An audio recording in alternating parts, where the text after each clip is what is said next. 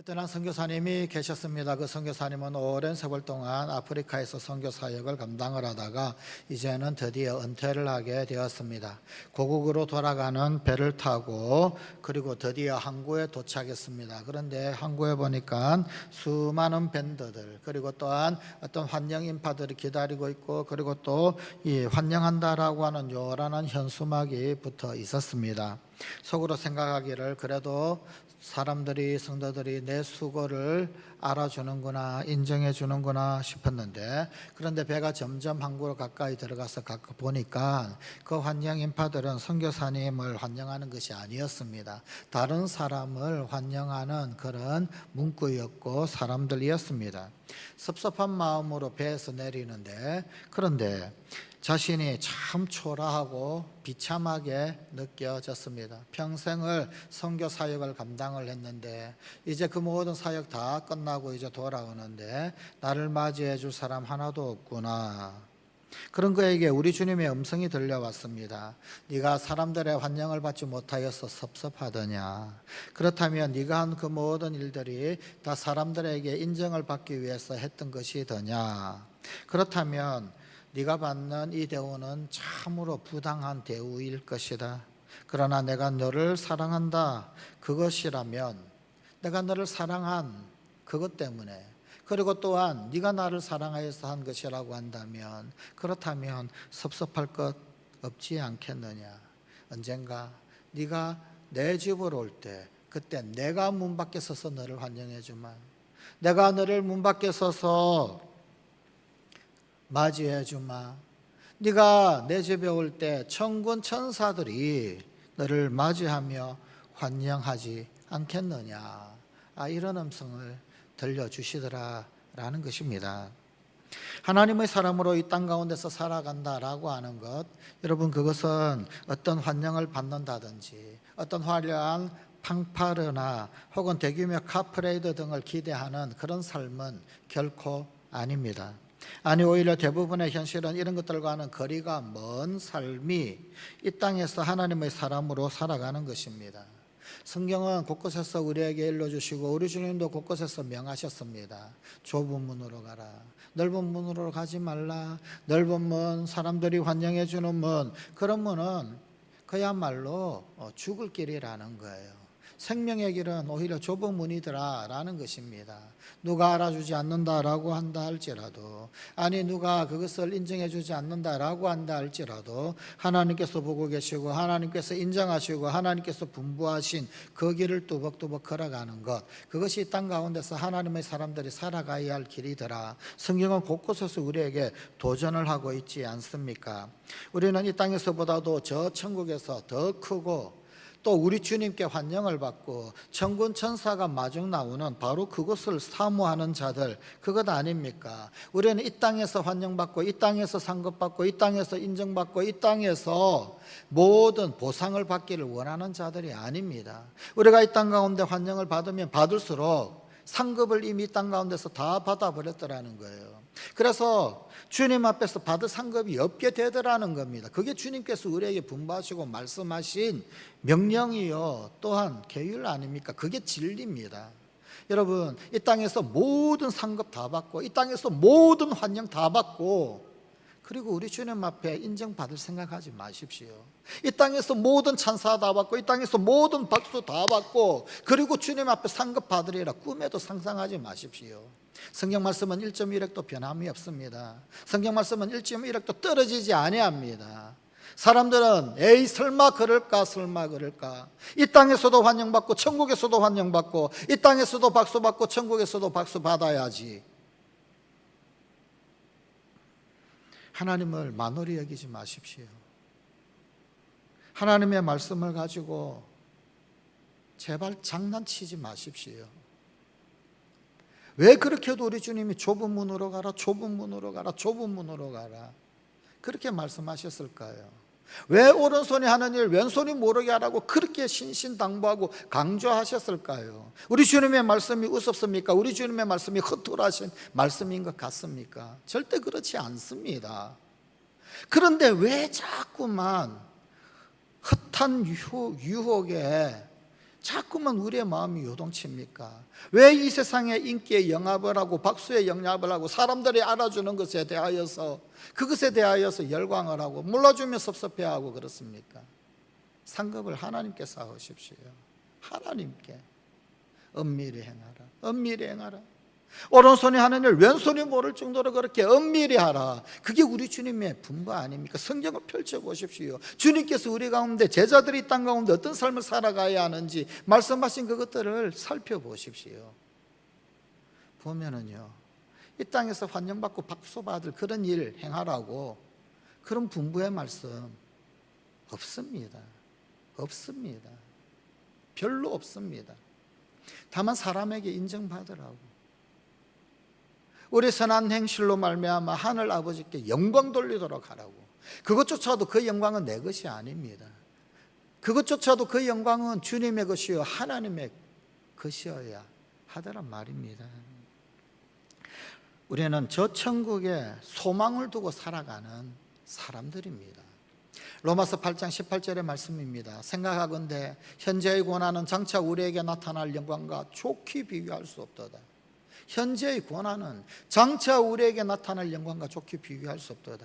현재보다는 장차가 중요하고 고난보다는 주님 앞에 받을 영광이 더 크더라는 거예요. 그게 주님이 우리에게 약속해 주신 바이더라라는 것입니다.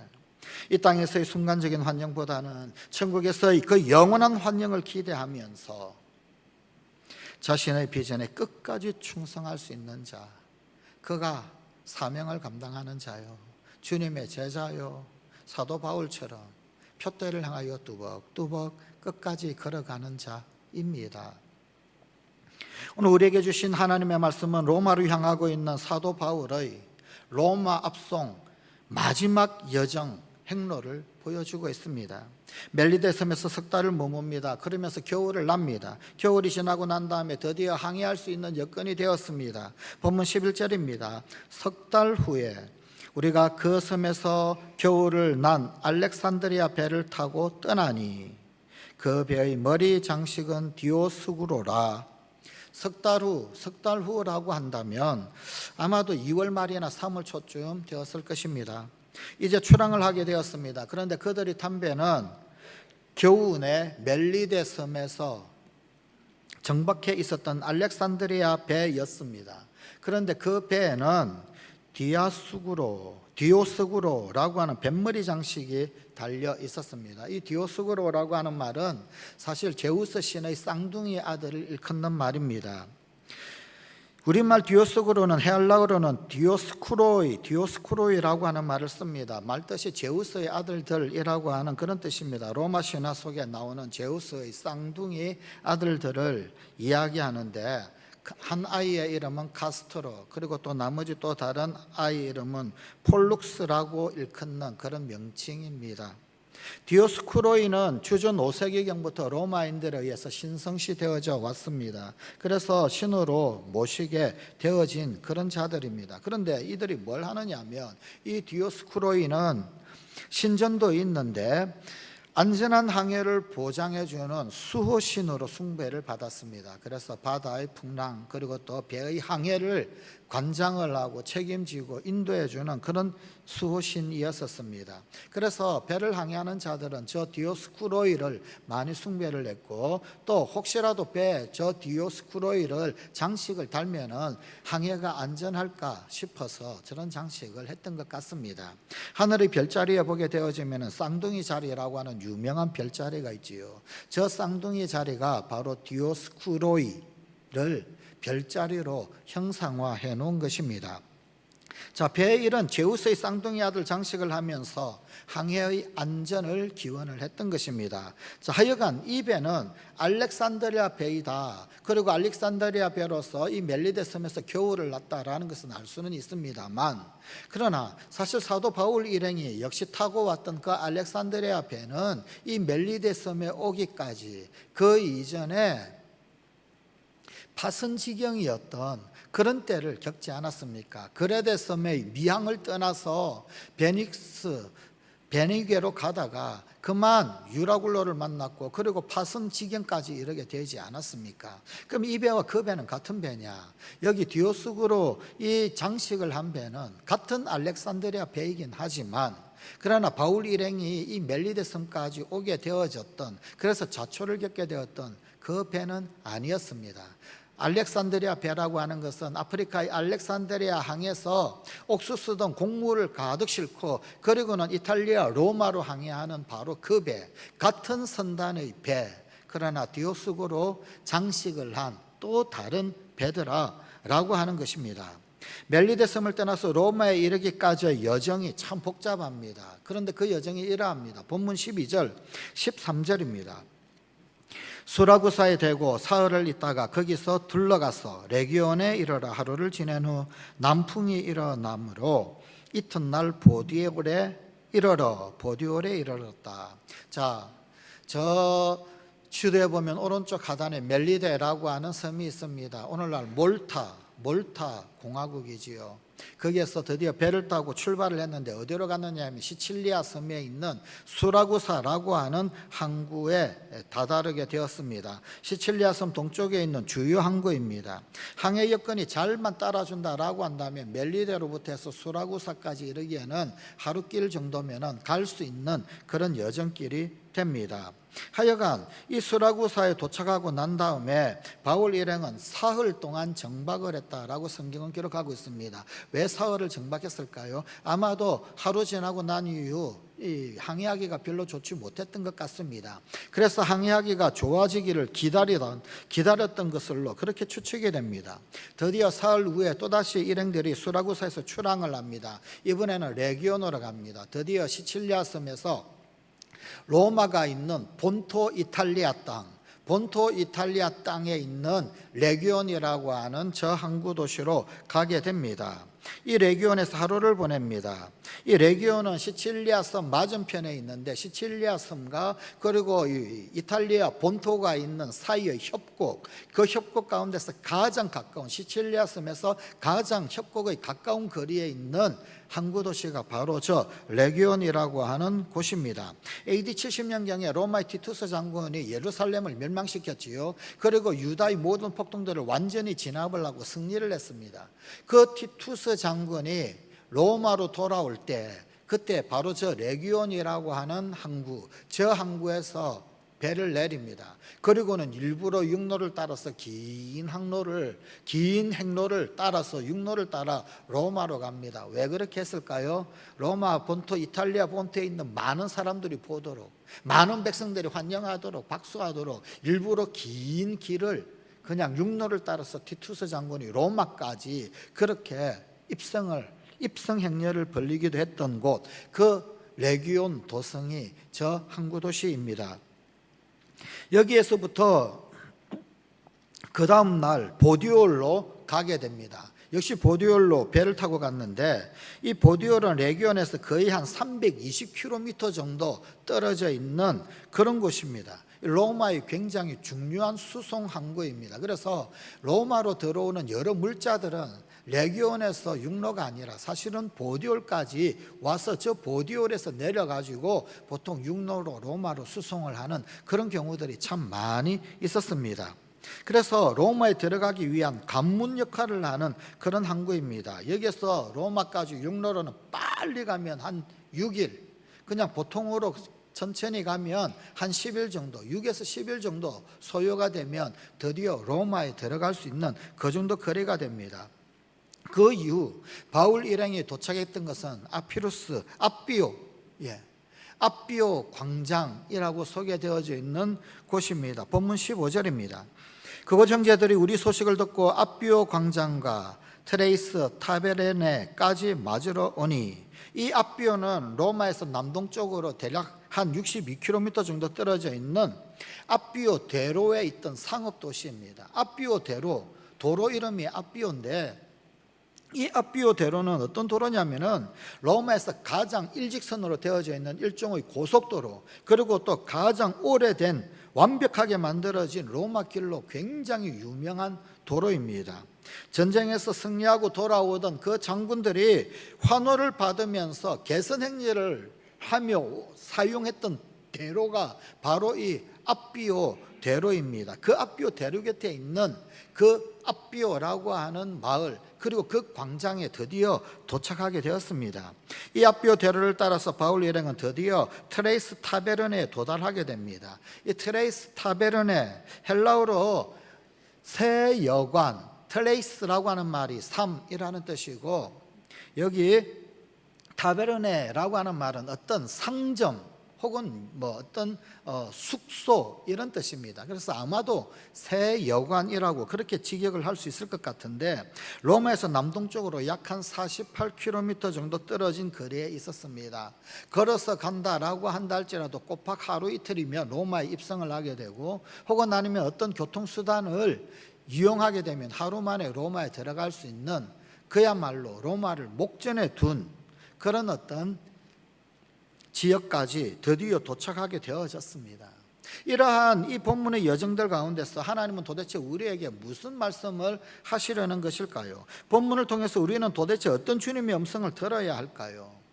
두 가지를 묵상하고자 합니다. 첫째는 비전의 여정은 직행이 아니라 완행이다 라는 것입니다.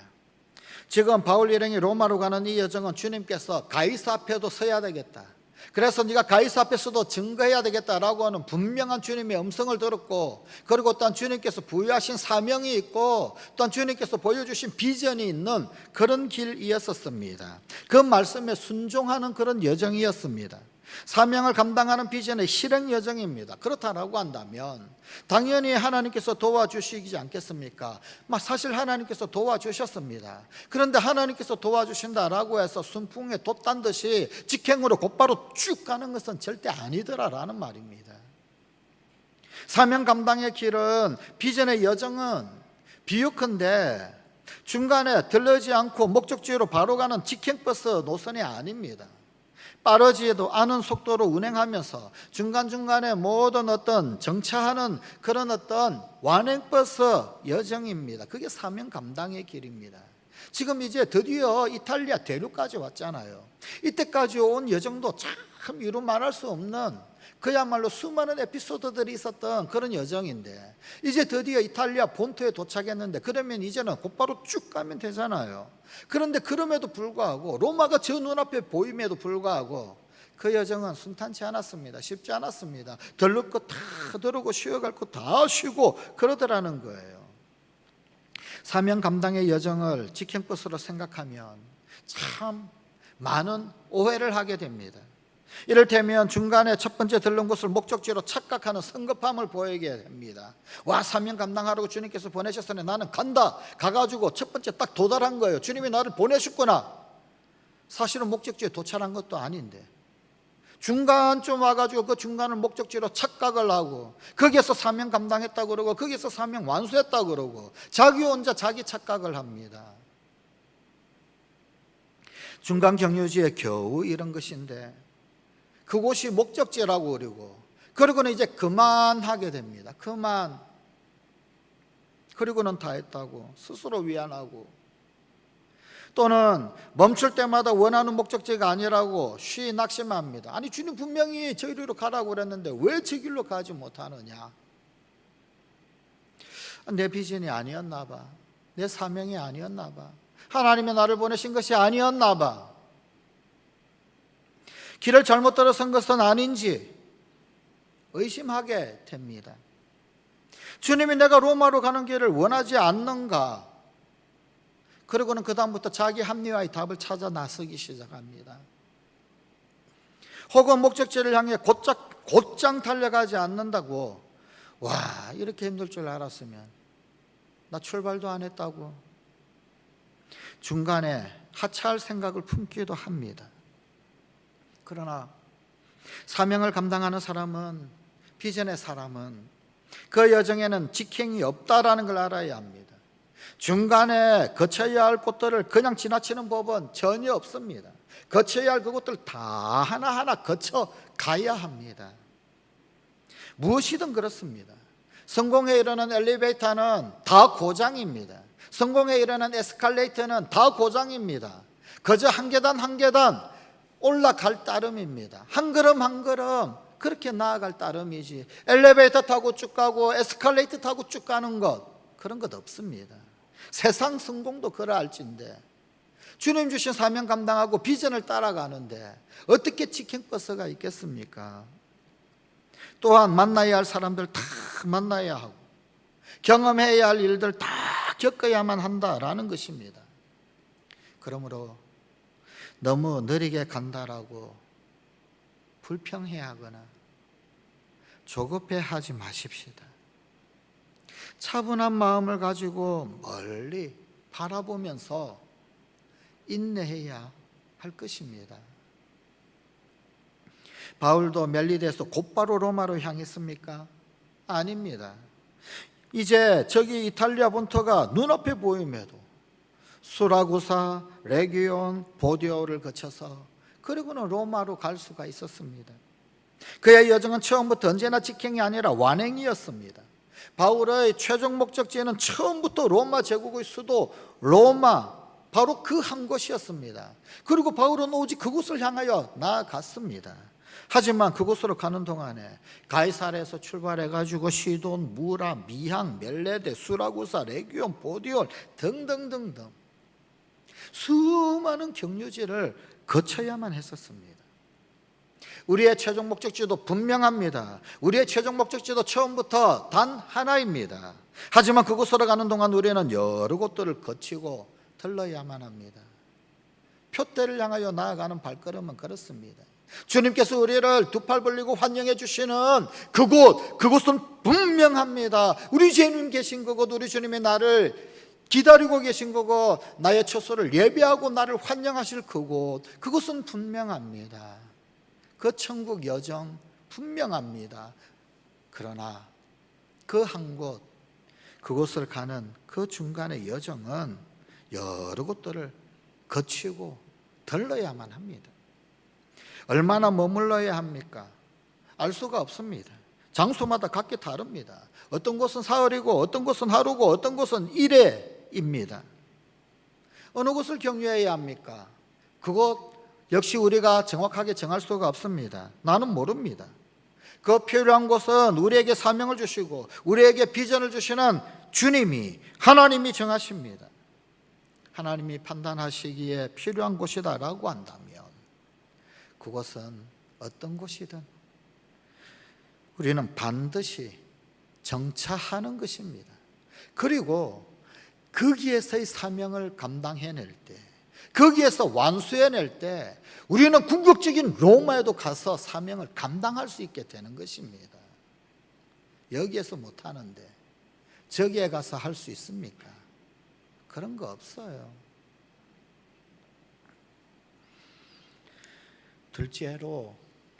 둘째로 그럼에도 불구하고 하나님은 우리로 하여금 또 다른 사명의 사람들을 통해서 용기를 얻게 하십니다.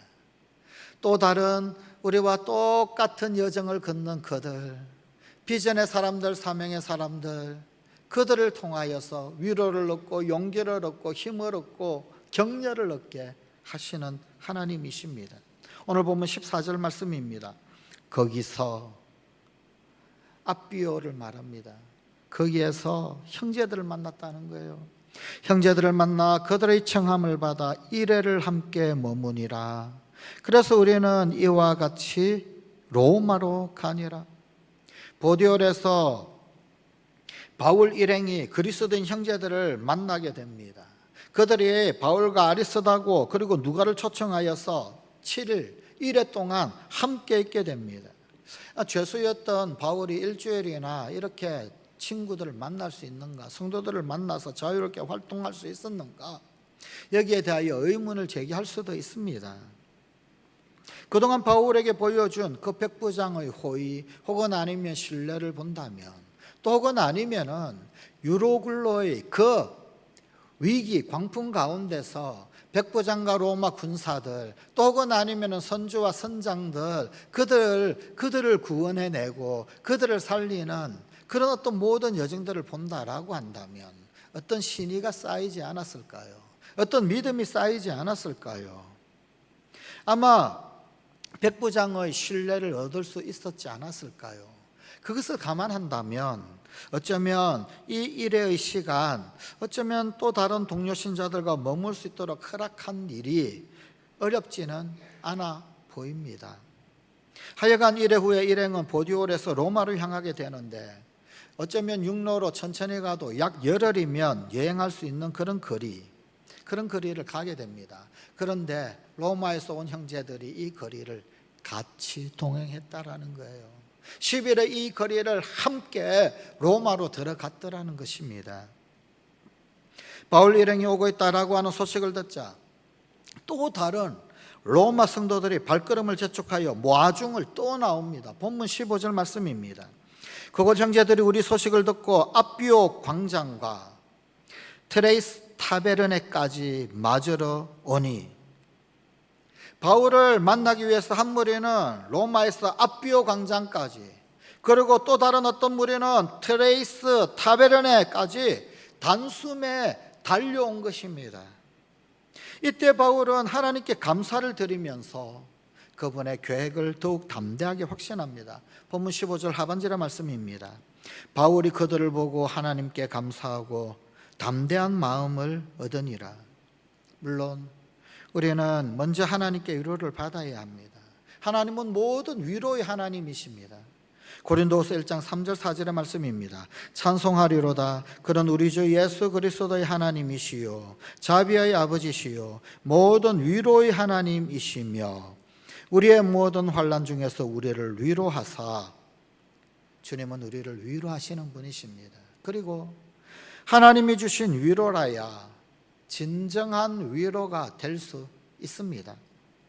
그러나 또한 우리는 믿음의 성도들을 통하여서도 위로를 얻습니다. 하나님은 언제나 이 같은 성도들, 즉 또 다른 비전의 사람들, 또 다른 천성을 향한 여정을 함께 걷는 성도들, 또 다른 사명의 사람들을 통하여서 그들을 위로하시는 하나님이시기 때문입니다. 고린도서 1장 4절 하반절의 말씀입니다. 우리의 모든 환난 중에서 우리를 위로하사, 우리로 하여금 하나님께 받은 위로로서 모든 환난 중에 있는 자들을 능히 위로하게 하시는 이시로다. 환난 가운데 있는 성도들을 위로하시는 하나님, 그래서 하나님께 위로를 받은 그 성도, 그는 또 다른 환난 중에 있는 자들을 능히 위로하게 하는 도구가 되더라는 거예요. 하나님은 위로받은 또 다른 어떤 성도를 통하여서 다른 환난 가운데 있는 자들을 능히 위로하게 하시는 하나님이시더라는 겁니다. 여기 우리의 또 다른 사명이 있습니다. 우리는 위로자가 되어야 합니다. 우리는 환난 가운데 있는 또 다른 그 누군가를 내가 하나님으로부터 받은 그 위로를 가지고 위로할 수 있는 자가 되어야 하더란 말입니다. 우리가 이 땅 가운데서 성도로서 살아가는 사명 가운데 한 가지는 반드시 치유하고 회복하고 위로하는 사명이 있습니다. 고린도전서의 말씀은 이것을 우리에게 화목하게 하는 직책이라고 설명하고 있습니다. 화목하게 하는 직책이 우리 가운데 있더라는 거예요. 그리스도의 향기를 우리 가운데 심어주셨더라는 겁니다. 우리는 그리스도의 편지더라는 겁니다. 우리 주님의 말씀을, 우리 주님의 심정을, 우리 주님의 위로를 전달하는 그리스도의 편지, 우리 주님의 위로의 향기를 드러내는 그 그리스도의 향기, 화목하게 하는 사명자. 헨리 나우엔이 상처 입은 치유자라고 하는 책을 썼습니다. 이 세상에 상처 없는 사람 아무도 없어요. 전부 다 상처가 있단 말입니다. 그런데 나 상처받았네, 나 상처받았네, 나 상처받았으니까 나 위로해줘야 돼, 나는 상처받은 자야, 나는 연약한 자야, 그 수준에만 머물면요, 그건 어린아이, 그건 미숙한 자입니다. 상처받아서 위로받아라, 위로받아라. 물론 우리 주님 우리에게 위로 주시기를 원하시는 분이요, 위로의 하나님이셔요. 그런데 이사야 선지자를 통하여서 하나님 우리에게 주시는 말씀이 뭡니까? 위로하여라, 위로하여라, 위로하여라.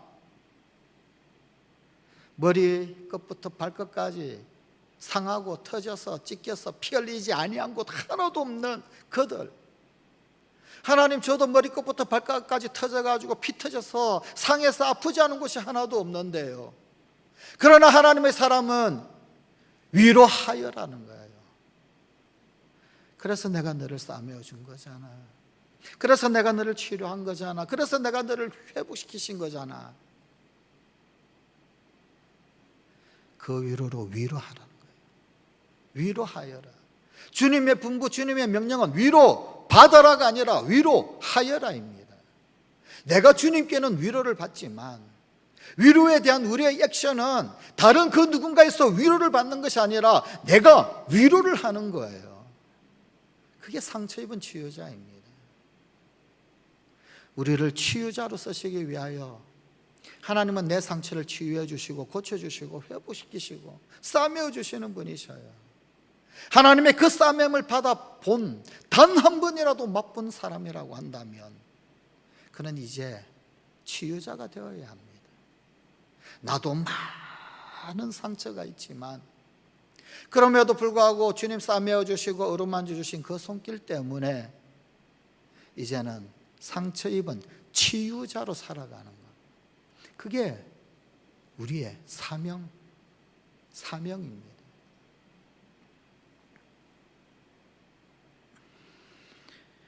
하나님께 받은 위로로서 모든 환난 중에 있는 자들을 능히 위로하시는 이시로다. 하나님은 연약한 나지만, 그래서 머리끝부터 발끝까지 피가 터지고 찢어지고 상하지 아니한 곳이 없는 곳이지만, 그러나 그런 나를 싸매어 주시고 품어 주시고 안아 주셔서 나를 통하여 또 다른 그 누군가를 위로하게 하시는 분, 내가 위로자로 설 수 있고 치유자로 설 수 있도록 사명을 주시는 분, 그분이 우리 하나님이십니다. 바울도 바울을 맞으러 나온 로마의 성도들을 보고 하나님께 감사하고 또한 담대한 마음을 얻을 수 있었습니다. 그런데 여기 이 로마의 성도들이 걸어온 이 앞뼈대로는 가장 오래되고 가장 똑바르고 완벽하게 만들어진 로마 길로 유명했습니다. 개선 장군이 지나가는 그런 길이라고 했잖아요. 전쟁에서 승리하고 돌아오던 장군들을 환호하면서 맞이하던 그런 대로였었습니다. 또 오늘 본문 15절에 맞으러 나왔다, 이 맞으러라고 하는 이 말이 헬라어 원어로는 아판테신이라고 하는 말을 씁니다. 그런데 이 아판테신이라고 하는 말이 좀 의미가 있는 말이에요. 무슨 의미냐면 어떤 도시의 대표단, 그 도시의 대표단이 왕이나 혹은 아니면 개선 장군을 맞이할 때 쓰던 말, 그 말이 바로 여기 이 아판테신이란 말입니다. 맞으러 나왔다, 왕이나 개선 장군이 오는 것을 환영하면서 마을의 대표가 맞이하여 나오듯이 그렇게 나왔다 라는 것입니다. 무슨 그림이 그려지십니까? 우여곡절 끝에 로마로 입성하는 바울의 모습이 마치 전쟁터에서 승리한 장군처럼 그렇게 느껴지지도 하지 않습니까? 이는 로마의 성도들이 바울을 하나님의 위대한 사도로서 그리고 영적 지도자로서 환영하였다라는 것을 나타내고 있는 것입니다. 하나님은 사명의 사람들, 비전의 사람들에게 용기를 주시고 담대한 마음을 주시는 분이십니다. 하지만 종종 다른 성도들을 통하여서 그렇게 하십니다. 도망 중이던 다윗, 사울을 피해서 도망하고 있던, 그래서 절망과 낙담 가운데 있던 다윗, 그런데 그 다윗도 믿음의 사람 요나단을 통하여서 다시금 힘을 얻고 용기를 얻습니다. 사무엘상 23장 15절 16절입니다. 다윗이 사울이 자기의 생명을 빼앗으려고 나온 것을 보았으므로 그가 십광야 수풀에 있었더니 사울의 아들 요나단이 일어나 수풀에 들어가서 다윗에게 이르러 그에게 하나님을 힘 있게 의지하게 하였는데, 성관가족 여러분, 누구를 보고 하나님께 감사하고 또 누구를 통해서 담대한 마음을 얻고 있으십니까? 이 세상이나 세상에 속한 사람들에게서 얻으려고 하지 말고 오직 믿음의 사람들, 곧 또 다른 비전의 사람들을 통해서 위로를 얻으십시오. 용기를 얻으십시오. 담대함을 얻으십시오. 그리고 나 역시 누군가에게 위로를 주고 용기를 주고 담대한 마음을 주는 성도가 되십시다. 제2차 세계대전이 끝나고 난 이후에 영국의 참전 용사들이 고국으로 귀환했습니다. 그것을 환영하고 축하하는 축제 퍼레이드가 준비되고 있었습니다. 이른 아침부터 런던의 중심가는 수많은 사람들로 물결쳤습니다. 드디어 정해진 시간에 그 군사들이 돌아옵니다. 영국의 상하원 의원들과 여왕폐하가 자리를 잡습니다. 그리고 개성군인들이 입장을 시작을 했습니다. 육군이 들어오고 해군이 들어오고 공군, 해병대 한 부대 한 부대 거리를 지날 때마다 사람들은 우렁찬 박수를 보내었습니다.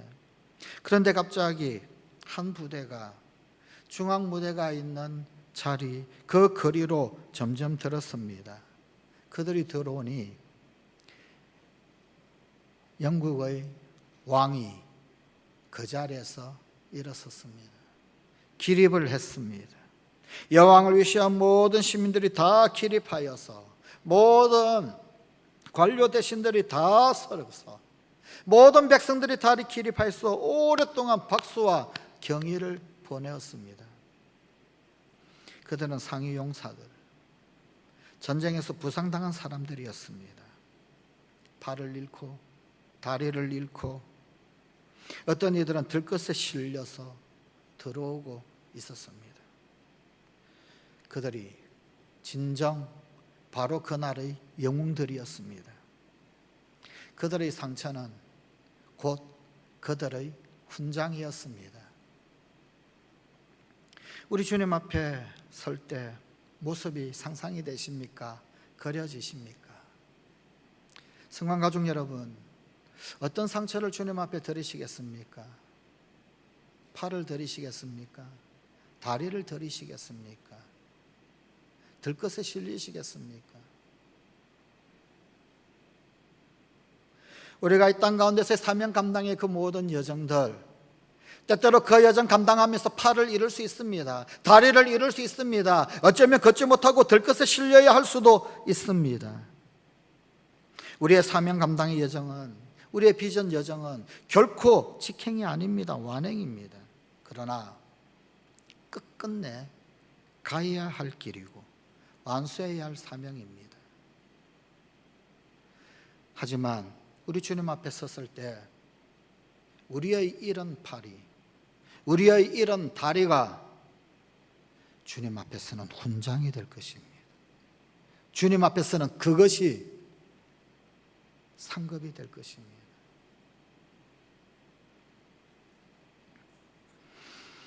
이 여정에 하나님은 결코 우리를, 나를 혼자 내버려 두시지 않으십니다.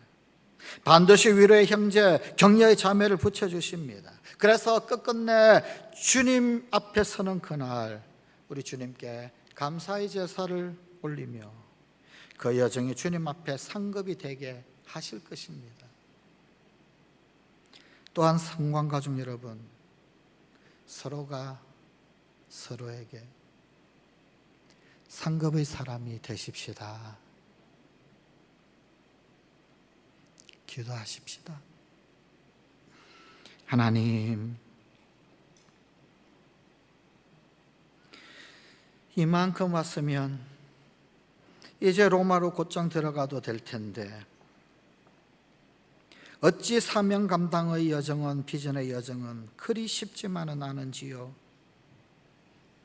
그러나 그럼에도 불구하고 끝끝내 사람들은 알지 못한다 할지라도 우리 주님은 개선 행렬로 맞이하여 주시는 이 바울의 여정들을 바라보면서 우리도 우리 주님 앞에 끝끝내 비전의 길을 걷고 사명의 길을 걷고 우리 주님께로 한 걸음 한 걸음 더 가까이, 표대로 더 가까이 나아가는 그 여정 중단함이 없는 그런 우리 성관가족들이 다 되게 하여 주시옵소서.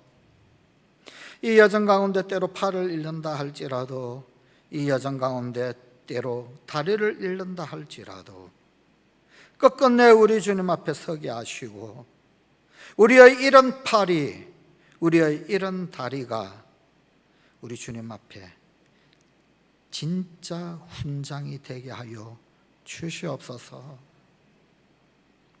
이 거룩한 여정에 나 홀로가 아니라 위로자를 붙여주시옵소서.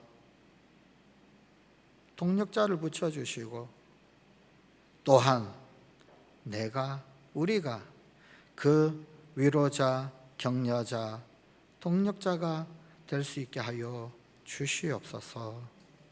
서로가 서로에게 상급의 사람이 되는 우리 사랑하는 성관가족들이 되게 하여 주시옵소서. 예수님 이름으로 기도드리옵나이다. 아멘.